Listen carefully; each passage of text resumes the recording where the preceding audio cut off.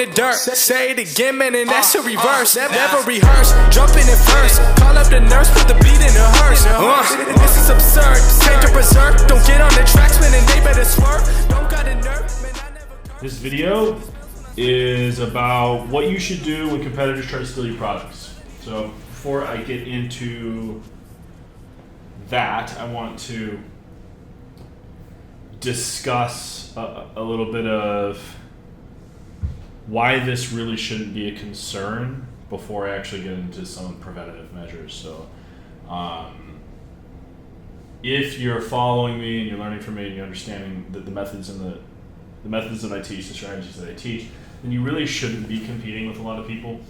I teach that you should be finding new original products that that are untapped, that haven't been burnt out, that aren't saturated. And if you're doing that and you're also taking advantage of my course and my scaling methods and you're scaling aggressively like I teach, then you should be burning out these products in like 4 to 8 weeks. Typically we see about 4 to 6 weeks before the product dies out because we do scale them very quickly and get up into the high budget scaling very fast, which allows us to own the data, own the niche, own the product. Doesn't allow competitors to get in and really, they have a really hard time gaining momentum. So if you're doing those things, if you're looking for original products and you're scaling them aggressively according to the methods that I teach, you're not really gonna have a lot of competitors that really that are worth your energy, right? Like they're really not gonna be able to do a whole lot. So it's not that big of a concern for me. What is a concern, and it's really just kind of like something that gets on my nerves, is when people copy paste my stores. That stuff drives me nuts.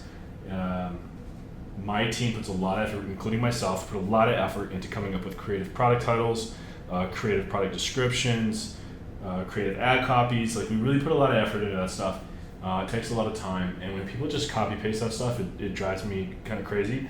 So we will actually run weekly searches, Google searches, on our own product names and descriptions to see if people are copying us. And if they are, we'll actually file a DMCA claim with Shopify with proof that we are the original content creators, and then Shopify will actually demand that the other store owner take that content down. And if they don't take it down in like 24 hours, then Shopify can actually shut their store down. So we've shut a lot of people down doing that.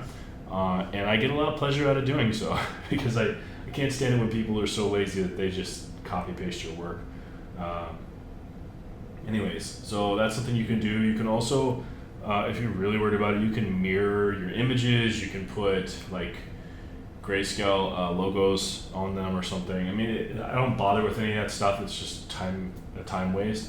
If you're finding original products, you're scaling them aggressively, you're burning them out, you're owning the data, you're owning the niche, then you're really not going to have a lot of competitors that you have to worry about, like I said. So, and then if people are just being assholes and they're copying your stuff, go ahead and file a DMCA claim, get them shut down. It's totally within your rights to do so. So that's it, guys. That's all we really do when it comes to competitors stealing products. Again, it is not that big of a concern. It's kind of a time waster to be worried about that when you could be alternatively spending that same amount of time finding new products that will generate you more money. Let them pick up your crumbs while you are finding the new products and making the big bucks. Yeah.